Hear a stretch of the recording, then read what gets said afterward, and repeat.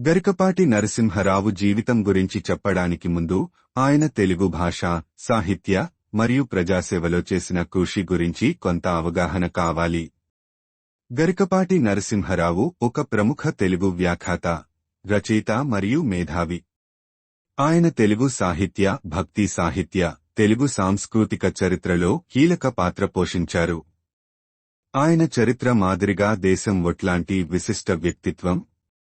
ప్రారంభం. గరికపాటి నరసింహరావు 1950వ సంవత్సరంలో ఆంధ్రప్రదేశ్ రాష్ట్రంలోని కర్నూలు జిల్లాలో జన్మించారు. ఆయన మాతృభాష తెలుగు అయినప్పటికీ బాల్యాన్ని తన తల్లిదండ్రులతో కలిసి ఆ ప్రాంతంలో గడిపారు. చిన్నతనం నుండి ఆయనకు వాచ్యకళ మీద ప్రత్యేకమైన ఆసక్తి ఉండేది. ఇది ఆయన భవిష్యత్తులో సాహిత్య, రచన, విమర్శనాత్మక దృక్కోణాన్ని మార్చగలిగింది. శిక్షణ. నరసింహరావు చిన్నప్పుడు శిక్షణ తీసుకున్న విద్యా సంస్థల్లో ఉత్సాహంతో చదువుకోవడం ప్రారంభించారు.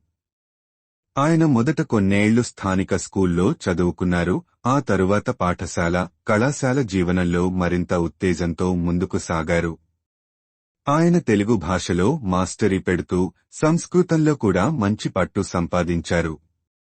వక్రరత్న కోణంగా అభ్యసించిన ఆయన విద్యావంతుడుగా తన కలలు సాధించాలనుకున్నాడు. సాహిత్య ప్రస్థానం.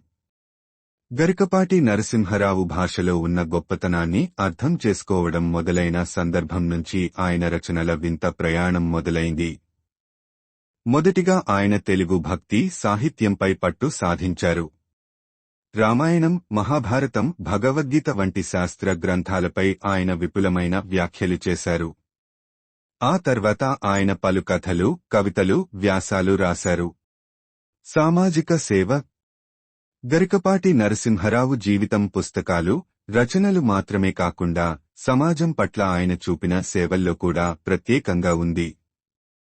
ఆయన వ్యక్తిత్వం, వ్యవహారాలు ప్రతిభా సంపన్నంగా ఉన్నప్పటికీ సమాజంలో మార్పు కలిగించే శక్తిని అన్వేషించారు. క్రమంగా ఆయన మానవత్వాన్ని ప్రదర్శించారు. వ్యాఖ్యాతగా ప్రతిభ. గరికపాటి నరసింహరావు మరొక ప్రముఖ విశేషంగా గుర్తింపు పొందిన అంశం ఆయన వ్యాఖ్యాతగా ప్రతిభ.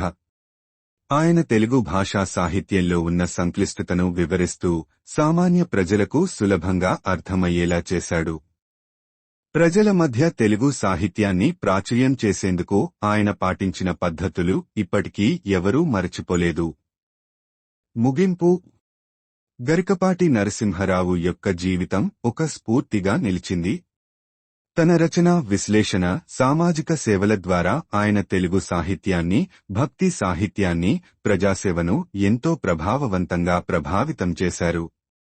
ఆయన ఆలోచనలు, రచనలు సమాజంలో మార్పు తీసుకురావడానికి చేసిన కృషి ఇప్పటికీ భారతీయ సాహిత్యంలోని అజరామరమైన భాగంగా మిగిలిపోతాయి.